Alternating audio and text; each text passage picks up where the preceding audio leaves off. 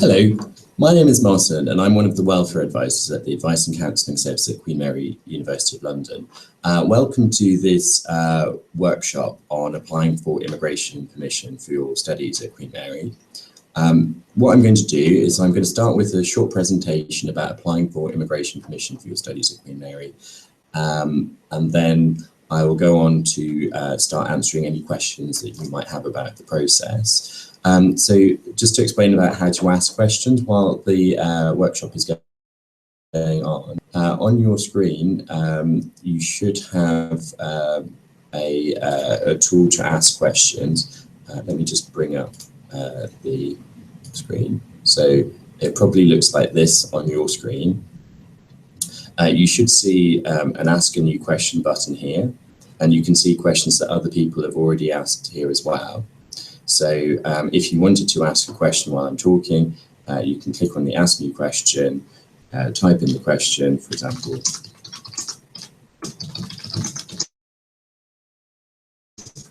So you could have the question, how much money do I need to show? And you can then submit that question and that will go on the list. Also, if you have a look on the questions that people have already asked, if there's a question that you would like to be answered as well, you can indicate that by clicking on the plus buttons next to each question, and that will let me know that that's something that people want answering. If you can't see the Ask a New Question tool, click on the 3x3 squares here and you should be able to switch it on and off by doing that. Okay, so let's come back to me. Right, so let's start with my presentation. So while I'm talking, if you think of anything that you would like to ask, please do ask them while I'm talking. Okay, so just to check, I am currently speaking. If you can't hear me, check that your speakers are on. If you can hear me, obviously everything is working fine. Okay. So the first thing to say is that this webinar or workshop is only for students applying for immigration permission to study at Queen Mary, University of London. If you are studying anywhere else or planning to study anywhere else, you should seek advice from the institution that you're going to be going to or another regulated immigration advisor. It's very important that you do this. Welfare advisors at the Advice and Counselling Service are regulated by the Office of the Immigration Services Commissioner, and this is how we are able to provide advice to you. Another thing to note is that if you hold a passport that confirms you are a national of one of the countries of the European Union and Liechtenstein, Iceland, Norway or Switzerland, then you do not need to apply for UK immigration permission, and the rest of this workshop isn't applicable for you. Okay. So there are two types of immigration permission that students at Queen Mary apply for. Those are short-term student or Tier 4 generals. Depending on what you're doing, you may apply for either of these. So short-term student immigration permission is valid for 6 months or less. You can do full-time or part-time study with that type of immigration permission. It cannot be extended, and there are severe restrictions on any work activities that you might want to do in the UK, so you can't do paid or unpaid work. So short-term student immigration permission might be suitable for somebody who's doing a distance learning course who needs to come to Queen Mary for a period, or a one-semester abroad study abroad student. That would be suitable as well, or a student coming for a reset exam, so generally shorter activities. The majority of students studying at Queen Mary apply for Tier 4 General Student, as this allows studies of any duration. You can only apply for Tier 4 General Student Immigration Permission if your studies are going to be full-time. It can be extended under certain circumstances, so for example, if you finish your program at Queen Mary and then want to move to another program, you can normally apply in the UK, although there are some exceptions to that. And also, if you find a job at the end of your studies in the UK, you can then move into work categories such as Tier 2. While you're studying, if you have Tier 4 immigration permission, you can undertake a certain amount of part-time work during term time, and you can also work during the university's official vacation periods. So this is suitable for most programs. It's also active, you must apply for Tier 4 immigration permission. And also, if you're applying for a pre-sessional English program, you would have to apply for this immigration permission, because there wouldn't be enough time after the end of a pre-sessional English program to return home and apply for this. Okay. So we have resources to help you apply for your immigration permission. We've produced some video guides to help you. We have a comprehensive guide to Tier 4. We've got a specific guide to completing the online application form outside the UK, because some of the language in that form is complicated and unhelpful. And we've also got a guide to help you if something goes wrong with your application. And that can all be found on our website, and our website address is www.welfare.qmul.ac.uk/tier-4. And let's go and have a look at that right now.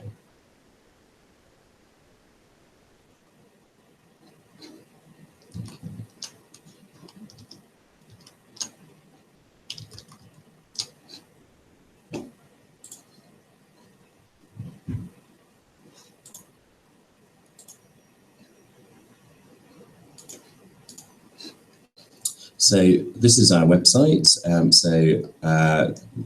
This is the landing page for the Advice and Counselling Service. To get to all of our international resources, we've got a tab here for international.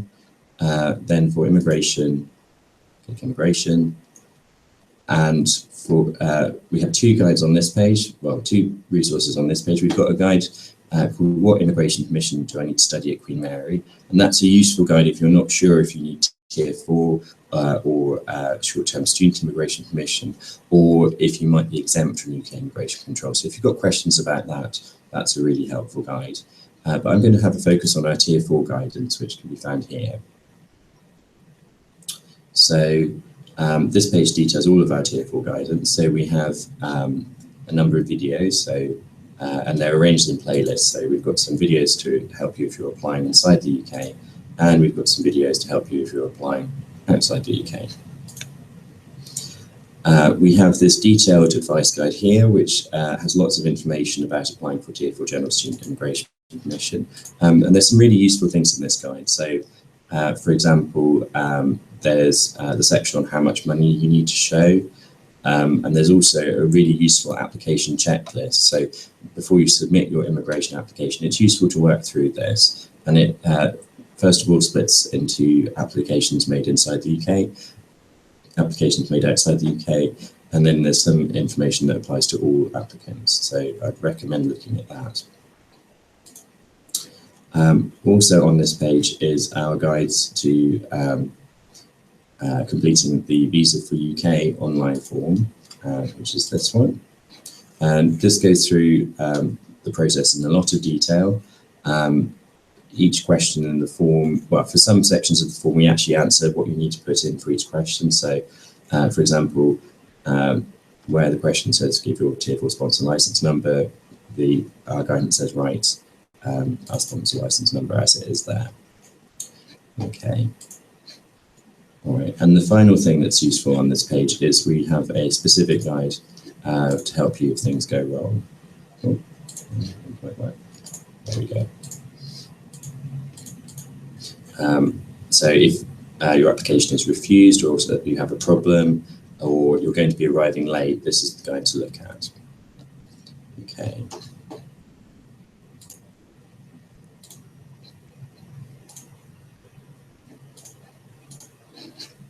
So moving back to my slideshow. So when you're applying for immigration permission, there are some timelines that you'll need to think about. The major one that students need to think about is the amount of time that their financial evidence or their finances must be in place before they can make their immigration application. So in most cases, students will need to show that they've had a certain amount of funds available, and that must be shown for 28 days before the immigration application can be made. Another deadline is another timescale is the time it takes to apply for security clearance if you're doing certain subjects in science, technology, engineering, or maths. The security clearance system is known as the Academic Technology Approval Scheme, and if you're studying one of these subjects, you'll need to get a certificate. Unfortunately, it's currently taking the Foreign and Commonwealth Office of the United Kingdom 6 weeks to assess these applications at the moment, so be aware that applying for a course that requires that, you've not already submitted an application, it's unlikely that you'll be able to start your studies on time now.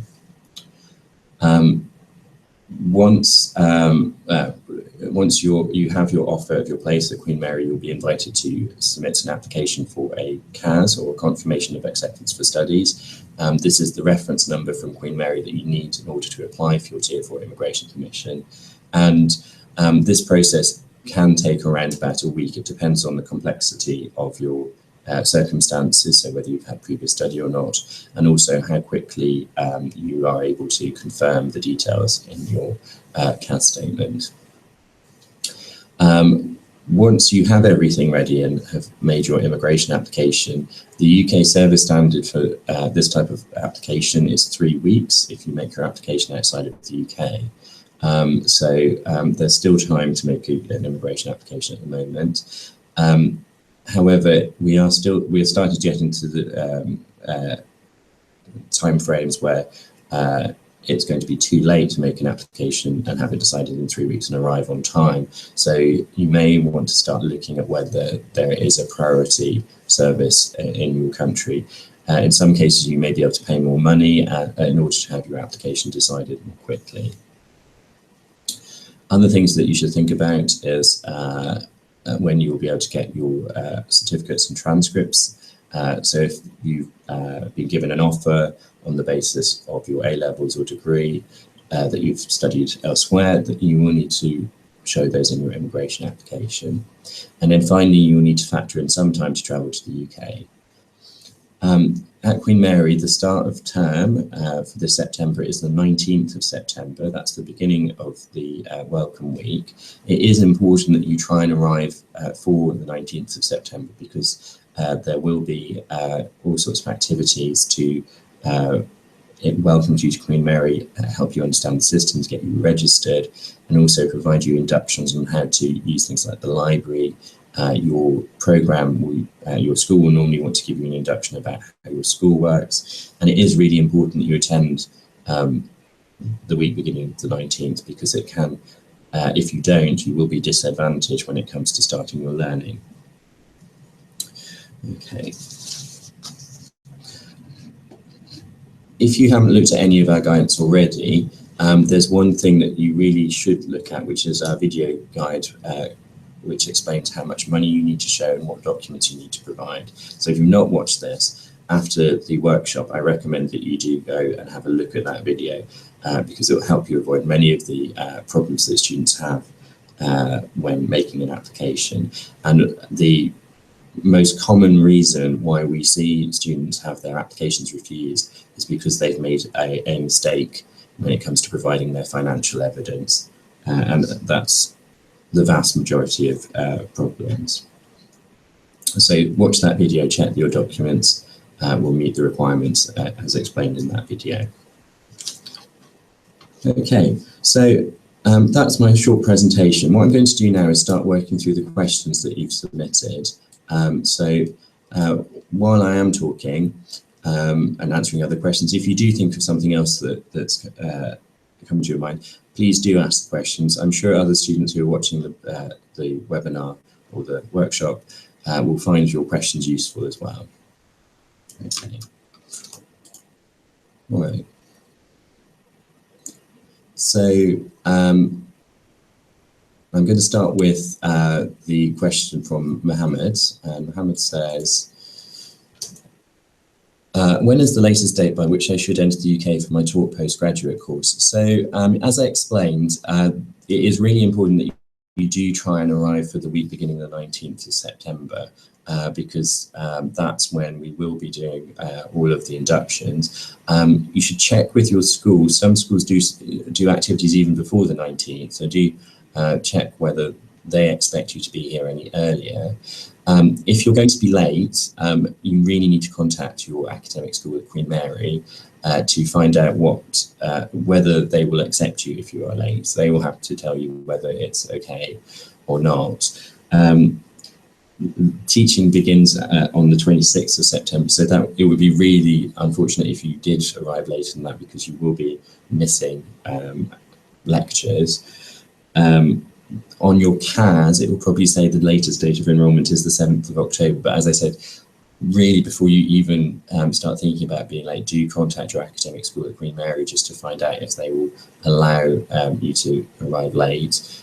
They might allow you to arrive late if you do some work, so they might say it's okay if you do this reading, but you will need that permission before you intend to arrive late. And going back to the guidance that I was showing you, that we actually have some useful information on arriving late. So if I just bring up my browser again, my browser. So the guide that you need to look at is Tier 4, what to do if things go wrong. And if you then go to the section, my programme of studies is starting or resuming shortly, but I'm not able to travel to the UK in time, what should I do? And that will really explain the situation if that does happen. And the important thing is to remember that if you try and, check with your academic school before you travel. If you try and travel and you haven't got permission to come to arrive late, there could be problems with that.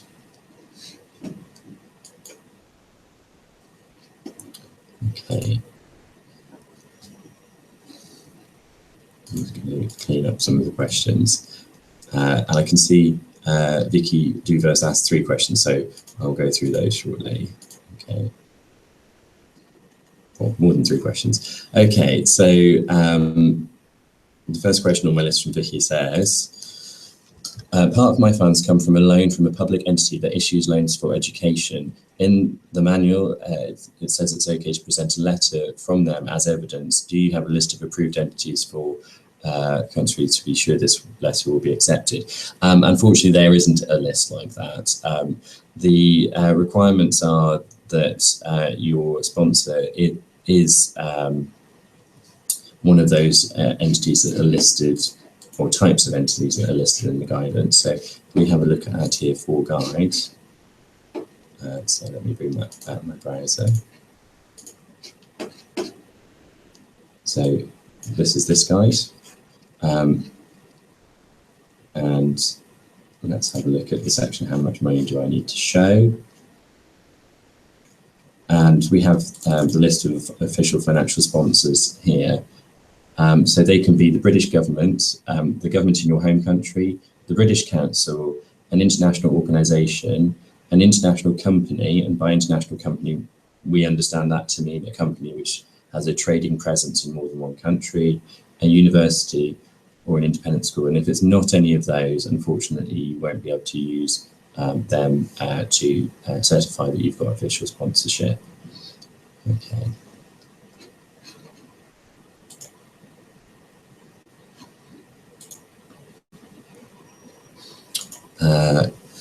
So we've got another question from Vicky. The question is, my father wants to show that he can support me with his funds if it were necessary. But the letter of permission has to be a scanned version because he works and lives in Brazil, so he cannot give me an original. Will this be a problem? Unfortunately, yes, that will be a problem. All the documents that you submit with your application should be originals. So what you will need to do in that case is ask your father to write the letter and then send it maybe by courier, so like FedEx or UPS or somebody like that, to get to you in time for your application. But you can't use a scanned copy of anything in your application form. They all have to be original documents. Okay.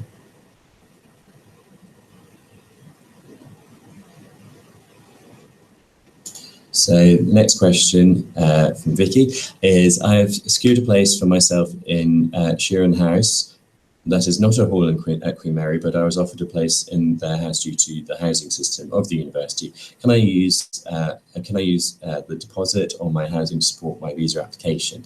So It may be the case that you can. If you can, what Queen Mary will do will explain, our admissions office will write in the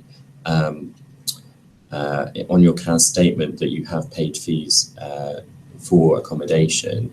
If it's not possible, they won't be able to put that statement. So that's how to work out whether you can use that money or not, whether it's in your CAS statement or not.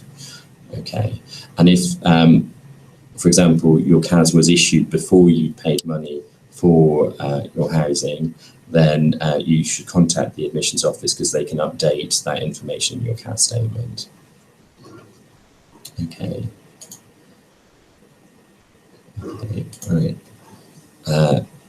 Another question from Vicky. To show funds, I've asked my bank for the letter stating that what my minimum balance has been for the past 28 days, as well as my account balance. Do I have to present both documents or just one or the other? So when the Home Office is considering your application, the thing that they are interested is in your minimum balance for the 28-day period up to the date of that letter. If you have that letter, you won't need to provide any other evidence of the funds in that bank account. If you've got any questions about what that letter should look like, we've got a example in our guidance. So let me just take us back to our Tier 4 guide. So that's this guide here.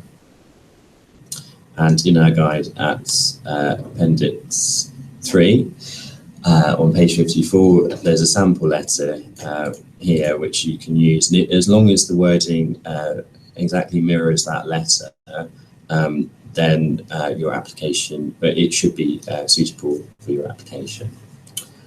Okay.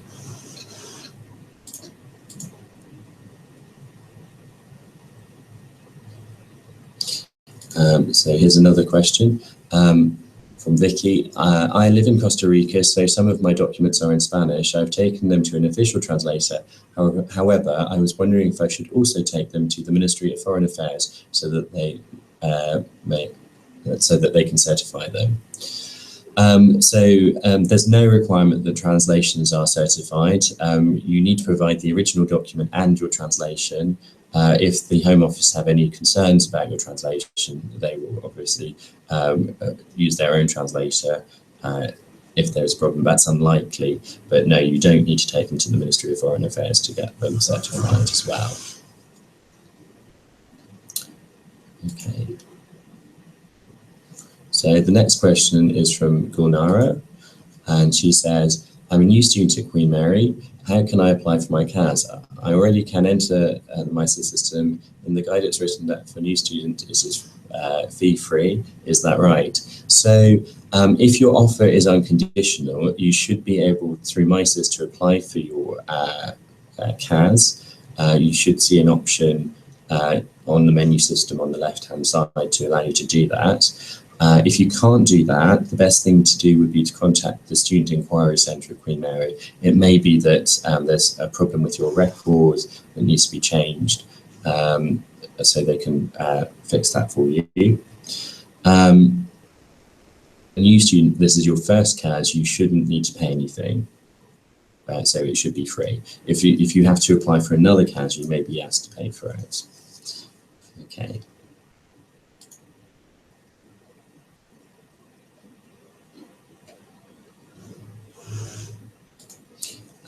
So the next question is from Gulnara, and she says, I've applied for the ATAS certificate, and the earliest day of obtaining it is the 15th of September. I have to start a program on the 1st of October. Is that if there is any delay, can Queen Mary contact the Foreign and Commonwealth Office? There's no telephone contact for students, and they don't answer to emails. We are aware that there are delays with the issuance of ATAS certificates at the moment, and the Foreign and Commonwealth Office is currently saying that they are taking 6 weeks. If your application takes more than 6 weeks and you haven't received anything at all, firstly check that it hasn't gone to your junk mail, because that does happen. But if you check your junk mail, it's not in there, it's been more than 6 weeks, you can email the Foreign and Commonwealth Office, and their email address is atas@fco.gov.uk.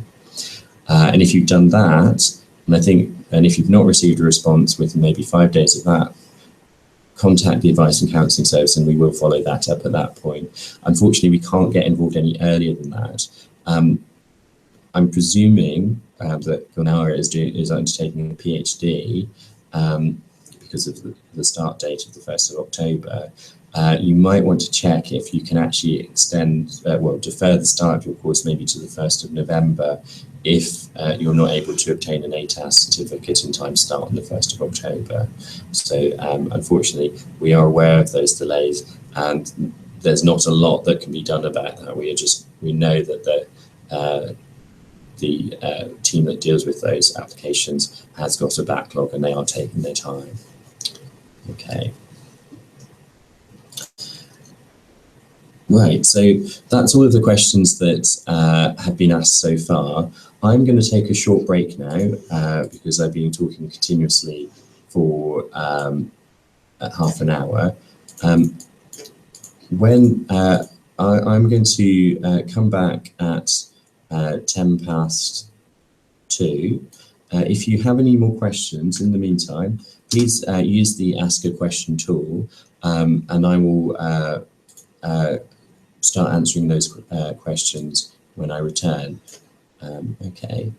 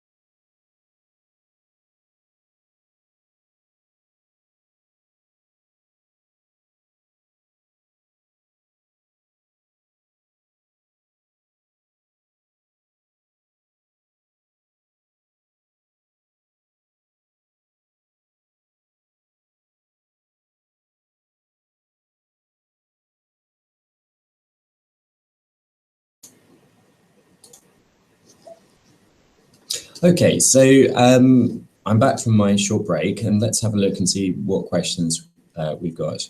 Okay, I can see that there's only one more question, and that's from Oscar. However, if anyone does have any more questions, please do ask them now. So let's have a look at Oscar's question. So the question is, at the moment I have short-term student visa, and therefore I understand that I have to apply for a Tier 4 outside of the UK. Yes, that's correct. My question is if I can apply at some country in Europe, or if I must apply in Colombia, which is my country. So you'll have to apply outside the UK. You will normally have to apply in the country of your nationality. There is an exception. You can apply in another country if you have immigration permission that allows you to reside there. So that would typically be not immigration permission just as a visitor, but immigration permission to live there more permanently. So if you could stay in a country because, for example, you were working there or you were studying there, or were dependent on family there. But if you don't have any immigration permission like that, if you're just visiting another country, you won't normally be able to apply for Tier 4 immigration permission in that country. So I think unless any of that applies to you, Oscar, you're going to have to return home to Colombia to make your Tier 4 application. And this is explained in our guide, applying for Tier 4 General Student Immigration Permission. So that's confirmed there. Okay, does anyone else have any other questions? Because that was the last question on my list. I can see that there are a few people watching the feed, so if you aren't able to ask a question, I'll just explain how to do that. So your screen when you're watching this should look like this. Let me just share my web browser. So this is what you should be seeing when you're watching this workshop. In order to ask questions, you need to click on the Ask a New Question button down here, and then you can say something like, how much money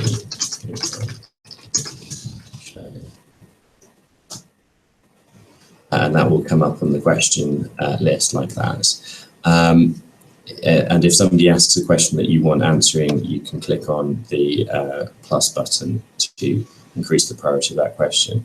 If you can't see this, it might be because you're using something to view the workshop that isn't compatible with the question and answer module. You have to watch it on a browser on a computer.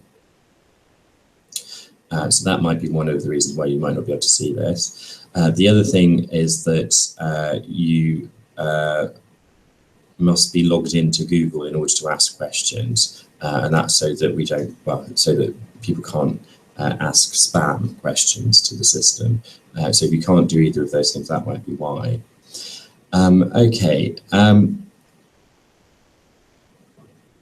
Because some of you might be trying to sort out asking a question, what I recommend you do is try and sort that out now. I'm going to talk a little bit more about the guidance we have available.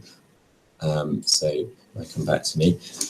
So when you're applying for your immigration permission, the most important thing to think about is your finances, because this is by far and away the most common reason why students have problems with their immigration applications. And as I said, we have some guidance to help you with this, and we actually have a video, and I'm going to take us to that video now. Okay, so we're on the Tier 4 guidance page on our website. You can find the video guides on this page, and I'm going to show you our how much money do I need video.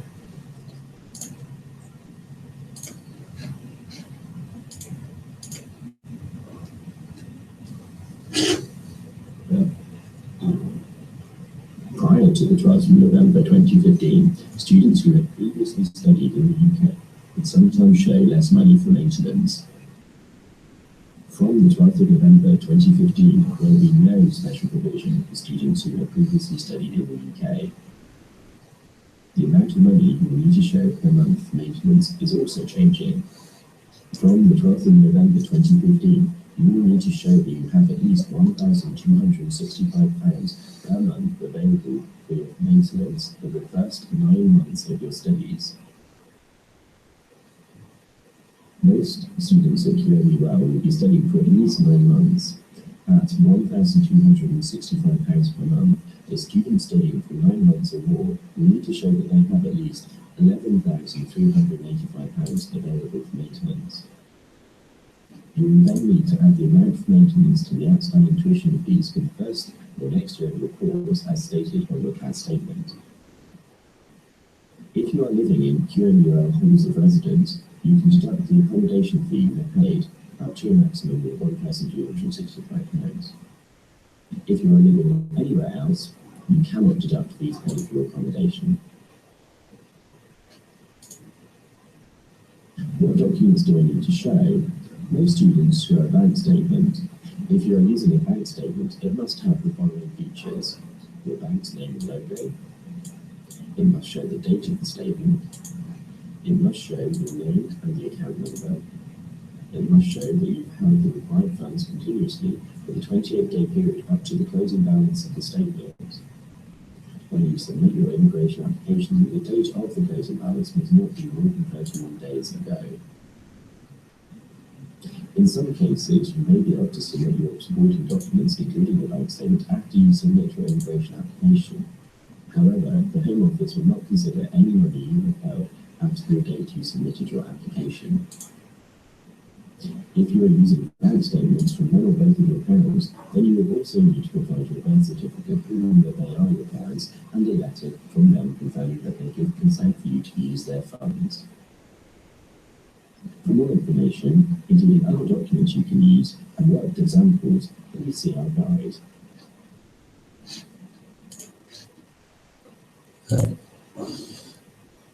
So coming back to me, okay, so while we were watching the video, we've had another question. So Oscar says, the day of the register, is it mandatory to have the transcript of my degree qualifications, and also with it will it have to be, I presume that means apostilled, stamped, or by an official signatory, I think that means. So when you are registering at Queen Mary, you'll need to provide your passport, you'll need to provide evidence of your immigration permission. So if you have applied inside the UK, that would be evidence you submitted an immigration application to study at Queen Mary. If you applied outside of the UK, then you'll have to provide your biometric residence permit, which will detail your Tier 4 immigration permission. And you will also have to show original copies of any degrees, certificates or transcripts that are mentioned in your offer. If they are not in English, you should really provide you will have had to provide a translation with your immigration application, and you will also have to provide that with your when you come to enroll as well. Okay, I hope that answers that question. If it hasn't, please do ask another question. Okay.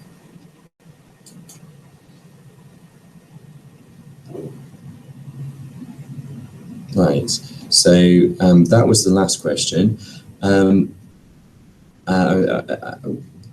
The most important, well, this is unfortunately the last workshop that we're doing this summer, so I'm trying to think of the best ways to use this time. If you do have some more questions, please do ask them now.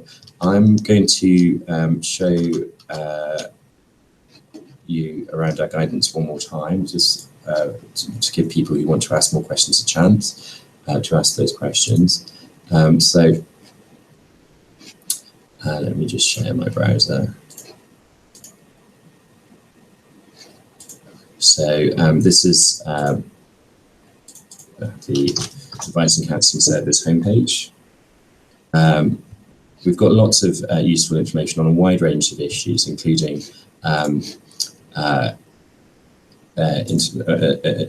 including guidance specifically for international students. All of our guidance can be found under the international section.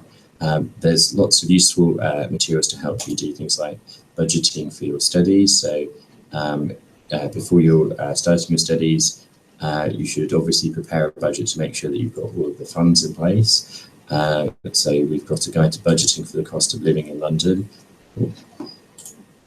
Doesn't seem to be working at the moment. Try planning your finances. There we go. And this has got lots of useful information on budgeting and finances. I'd really recommend students do this, even though you have to show a significant amount of money to the Home Office when you make your immigration application. That's often not the whole story. So you may find that you need more or less money than the £11,385 for your living expenses. So we really do recommend that you do a budget as well as provide the money that the Home Office expects you to show, because you might find that the amount of money that you need is more or less than that. And it's always good to have a realistic plan before starting your studies. Okay.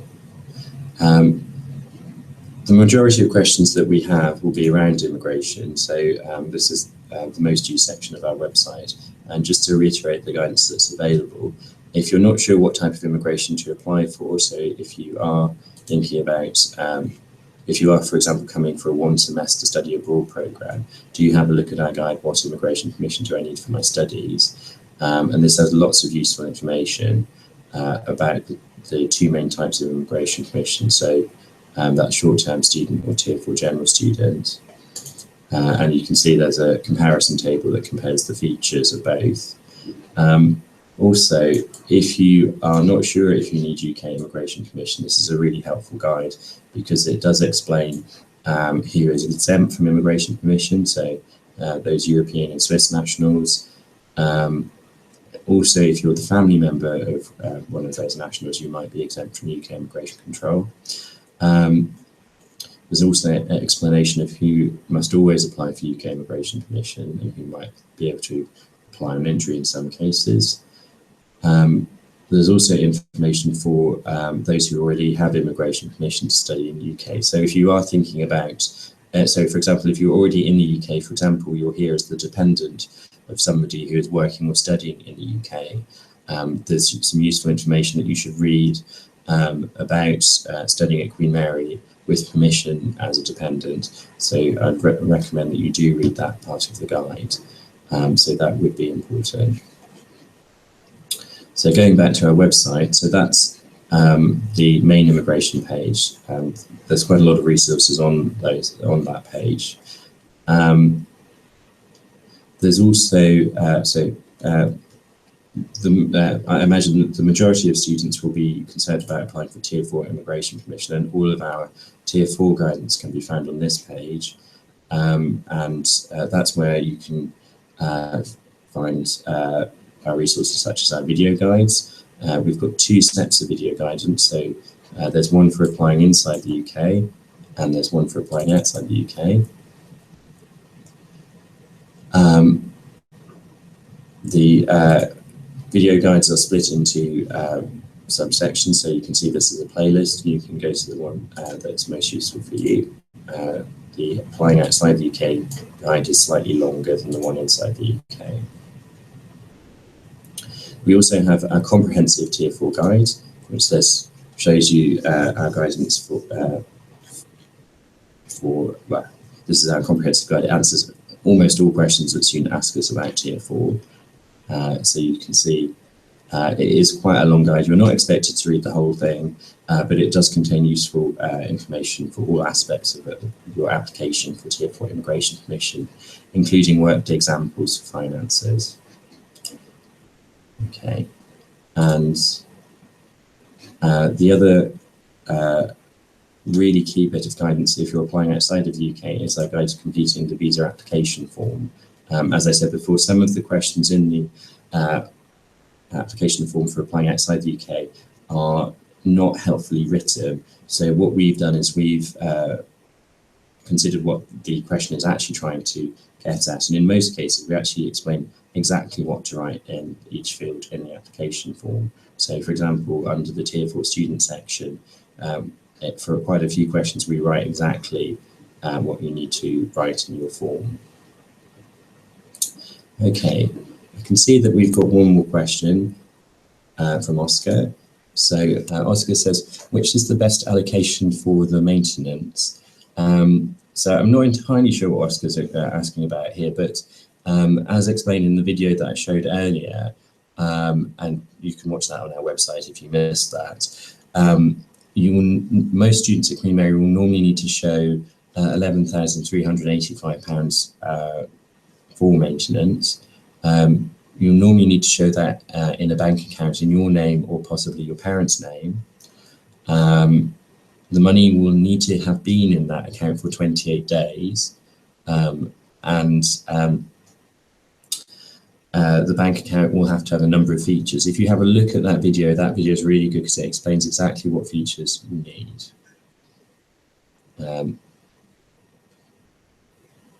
All right, okay.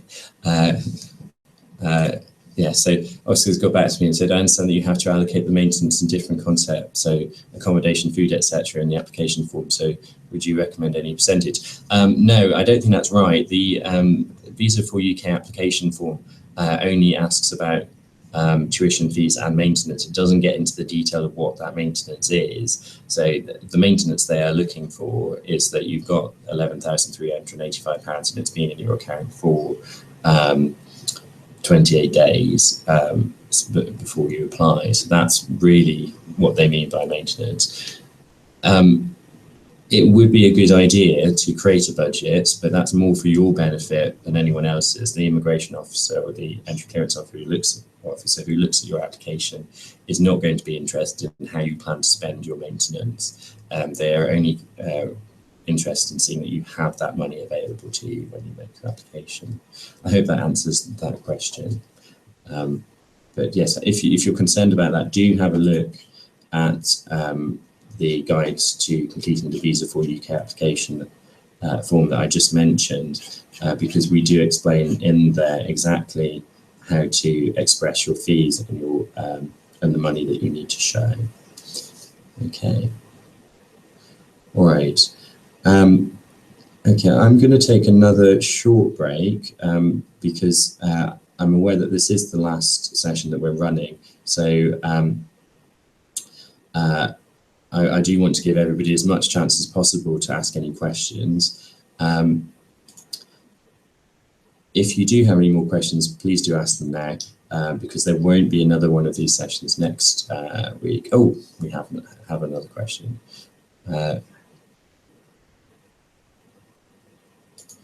Okay, so this is a question from Esteban, and Esteban asks, is it mandatory, well, I presume that, is it mandatory to wait up to 28 days before looking for appointment at the embassy? My 28 days concludes on the 30th, but I would like to apply as soon as possible. So the important thing is that you don't make an immigration application before you've held the money for 28 days. If you the date of application will be taken as the date that you pay for your immigration application, and the Home Office's guidance says that they will actually ignore any money held after the date of your application. So it is really important that you have held the money in either your bank account or a bank account in either of your parents' names for 28 days before you submit your immigration application online. And I'm aware that your appointment will be later than that. But unfortunately, you can't make an application until that point because it will not meet the requirements of the immigration rules. So that is a problem, and that's why we're so keen to emphasize how important it is to plan the finances that you need quite early on before you make your immigration application. Some students have asked us about showing multiple bank accounts. So sometimes students have put money into their own account but haven't realized that they need to hold it for 28 days, and that money's come from their parents. If that is an acceptable bank account, sometimes students have shown both accounts. And if you're thinking of showing, for example, both your bank account and your parents' bank account, or your bank account and another bank account in your name, there is a worked example in the appendices in our Tier 4 guide, which will help you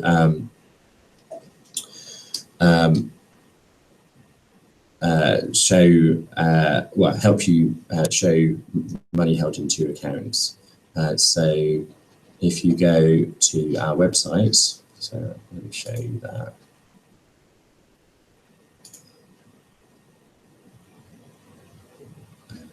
Okay.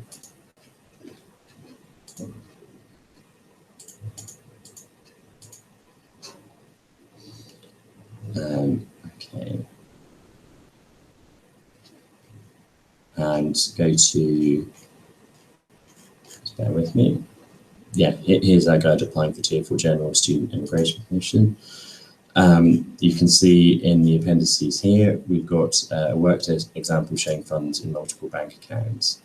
This is quite a complicated situation. It's deliberately more complicated than most students' situations, we hope, but hopefully this will help. So if you did need to show, for example, money in your bank account and your parents' bank account as well, then we'd recommend that you follow this worked example and actually submit a spreadsheet like this to the caseworker so they can see exactly what those funds are.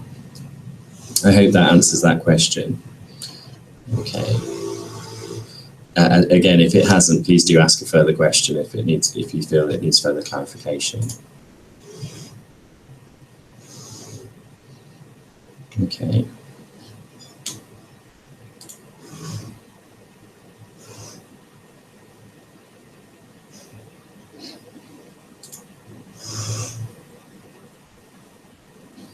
All right, so those are all the questions now. I'm going to take another short break. So if anyone does have any questions in the meantime, please do ask them. I will be returning in about 5 minutes, so at 2:35, to answer any further questions that you might have.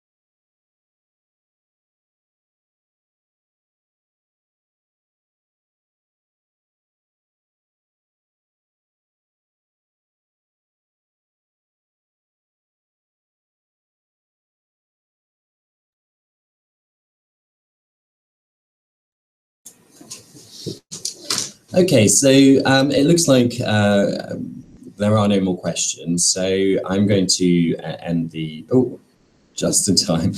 Okay, I can see that we've had one more question from Gonara, and she says, I would like to clarify the Tier 4 visa fee for a PhD. The information written in the guide on www.gov.uk website is different. So let's have a look at what we say. So our understanding is that the fee for the application outside of the UK should be, let's get to the right point.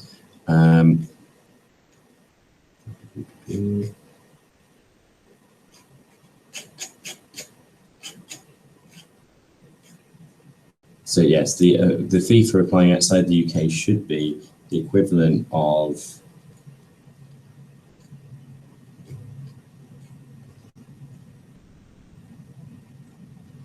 £328, but there may be additional fees in the country that you're applying in, depending on the availability of UK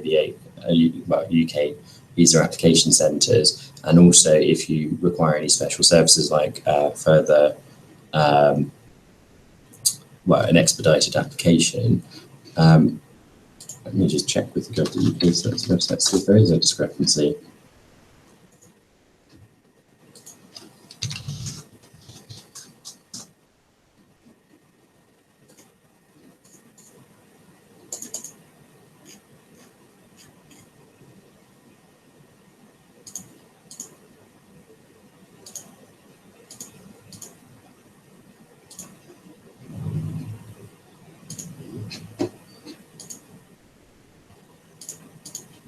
Okay.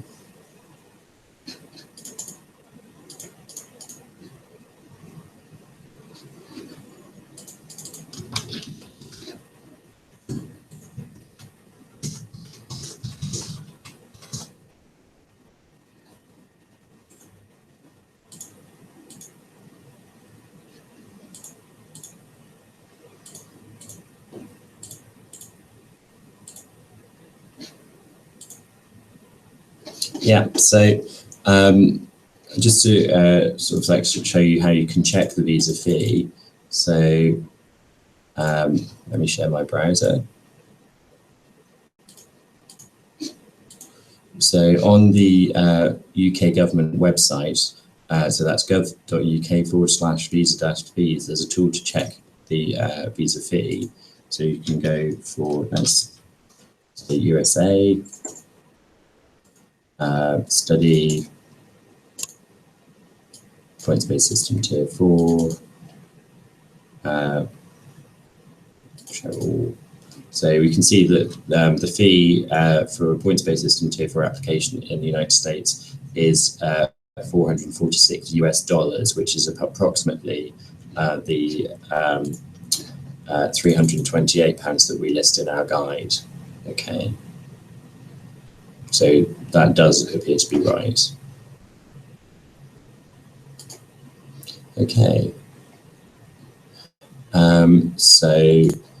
We've got another question from Oscar, who says, many thanks for the workshop. Oh, you're welcome, Oscar. I'm studying English in London to improve my IELTS score. I will return to Columbia in order to apply for Tier 4. Best regards. Okay, that's just a confirmation. Well, thanks for watching, Oscar. Right.